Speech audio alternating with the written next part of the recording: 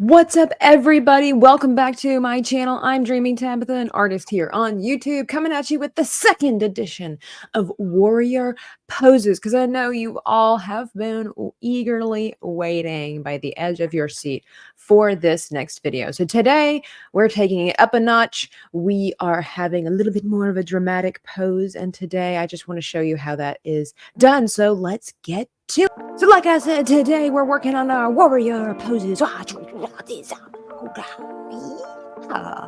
Anyway, so grab your pencil and your eraser and some paper. And of course, I always start out with my little stencil. But I'm going to be needing a slightly smaller circle today because of the pose that we are doing for our character today. So I'm just going to freehand a circle and try not to cry at the fact that it's not as perfect as my stencil would otherwise make it. But anyway, in true chibi fashion, I'm just going to start off with a circle, and then I do want my character's face looking a little to the side, so I do that little extra curve to indicate the cheek, and then do a nice little jawbone, little cheek, chin, jawbone outline there. And then you'll see that I'm drawing a line through the head. This is to kind of tell me where the placement of the eyes and the nose and everything are going to be. Kind of go along. We've talked about this. Watch my other videos about this process and how it's beneficial. I don't always use it, but sometimes it is really, really helpful to go back to the basics. Play around with the eye level, where exactly the face is going to be pointing. You can see it's not exactly down the middle. It's a little bit curved because my face is turned just a wee bit. Anyway, I'm going to find the center of the head and come down, and that's going to be the spine, okay? Right? It's just to tell us where the body's main structure is going to be. Then I come down and create a line to indicate hips, and then on those ends of the hip, I do little balls to indicate the joint, right?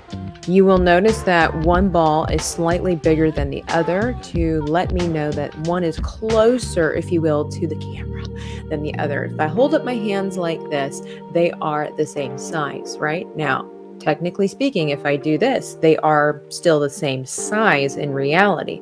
But because this hand is bigger, this just has to do with depth perception, right? Depth perception.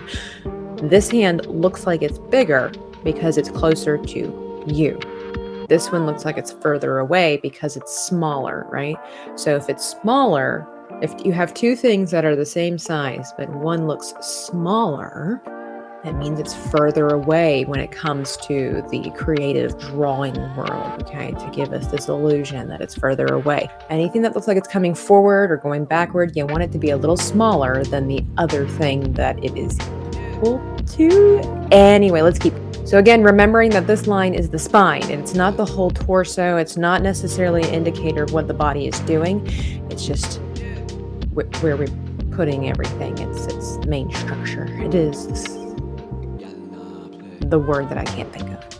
So from here, we're going to do an upraised arm, okay? I want it to be this really dramatic pose, very aggressive. I want it to be up and back. Okay, so again, knowing that things are going to be a little bit smaller, and also, like I always say, chibi arms are a little bit exaggerated. So we are going to also put that little ball joint to indicate the elbow. At the end of that, I put a little line to mark the wrist, and I'm going to play around with this pose just a little bit. So I'm going to come around to the other side and put that shoulder right up there by the jaw, because of course, you know, if you study bodies, this would be how this would kind of look. Remember, it's going to be up close. It's going to take up more space. Okay, and just following the idea of how this works. It's the same principle with the legs, depending on how you want to work this. One is going to be a little bit smaller, slightly shorter, to look like it's in the back, right? So I've got a general outline of the character pose that I want, and then I play around with the positioning. It's like if something's a little off, we erase it and we redraw it a little more to the left, or maybe we do it a little bit higher, a little bit lower. So then I'm going to do a rough draft of filling out and putting some meat on the bones of this character. And it's going to look rough. And like I always say, it's going to look rough in the beginning. It's not going to be perfect. This is a life lesson that all artists must learn. You are not special. Okay. I'm sorry. You can't just magically know how everything's going to work. If there's going to be trial and error, I'm sorry. Anyway, we're just going to sketch through and show you how I work this process. The leg can be a little tricky, but again, you just kind of study anatomy, play around. Speaking of anatomy, if you have a hard time with hands for chibis, I often use the mittens as an example. And you can also pose with some props just to give you an idea of how it could look for your character. So that being said, when I kind of like how the body's looking, you can decide what exactly the weapon's going to be. Is it going to be a ribbon? Is it going to be a snake, a long gooey worm? We don't know. Whatever, the sky is the limit.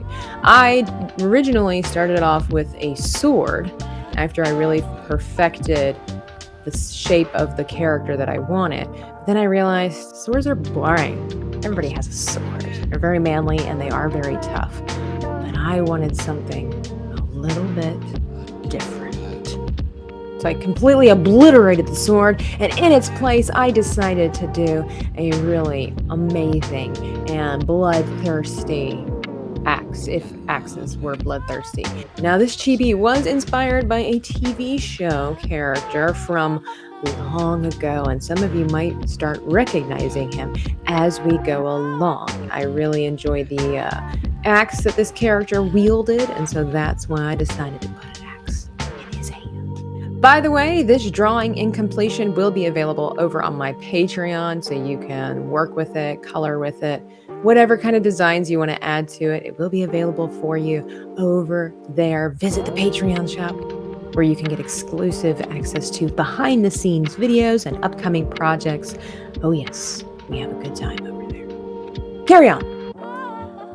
So I tend to always say this, once you have the foundation down, you can start doing the embellishments and you can get as fancy as you want with them. Now, something that I decided to do was leave this character shirtless in the TV show. Sometimes he was, sometimes he wasn't, but he's really known for the pants that he's going to be wearing. So I just kind of played around with the facial structure, the eyebrows. Eyebrows are important.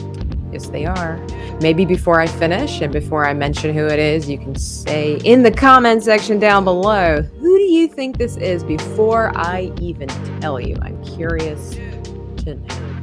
Now, I decided to do something completely different. Instead of using my markers, I decided to paint this character because I'm going to be having a YouTuber on my channel in the coming months who wanted to have this chibi as their painting. And if you haven't seen my series on teaching YouTubers how to paint, you should totally check it out because it's absolute fun. There's a playlist right there for you. Check it out.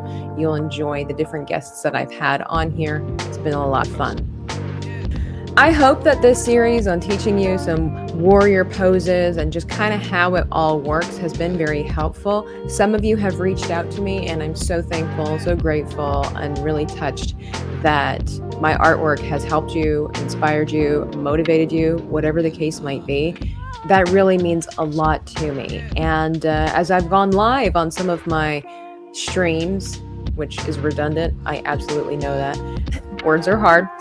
You've seen me do my warrior genie characters and they really came to light. You guys helped me through that and I'm very appreciative for that. And it was really helping me to learn how to do warrior poses and what it actually inspired me to do these videos. So I hope that you can see taking those fundamental principles and applying them to your paper. You can do whatever you want. It's going to be a lot of erasing, a lot of playing around.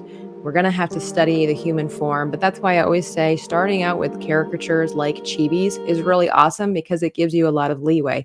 A lot of the principles are still the same, but you have a lot of wiggle room. And here is a finished photo of my digitally colored genies. I'm really proud of them and all that I have learned through this process. And again, I hope that that has carried on over to you and that you keep drawing, keep trying. If you've lost some of your motivation, just kind of try some doodles, maybe copy what I've done here. It's no shame in that. I've done that many times. I've copied my own stuff. Don't tell anybody.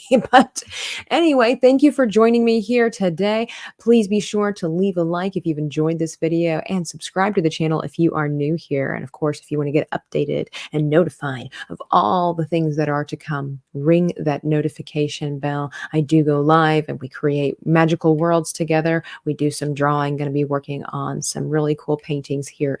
Thank you for coming along on this creative journey of mine. I know there's going to be some changes around the YouTube channel, but I hope that you enjoy it nonetheless. And of course, be sure to check me out on Patreon. You can also follow me on Twitch and Kick, where I do some gaming streams. Super fun. Yelling at my friends, you'll enjoy it. And of course, be sure to check out the Etsy shop where you can purchase many of my chibis. I now have them available in sticker form. Let me know if there's one in particular you'd like to see in the shop. Until next time, guys.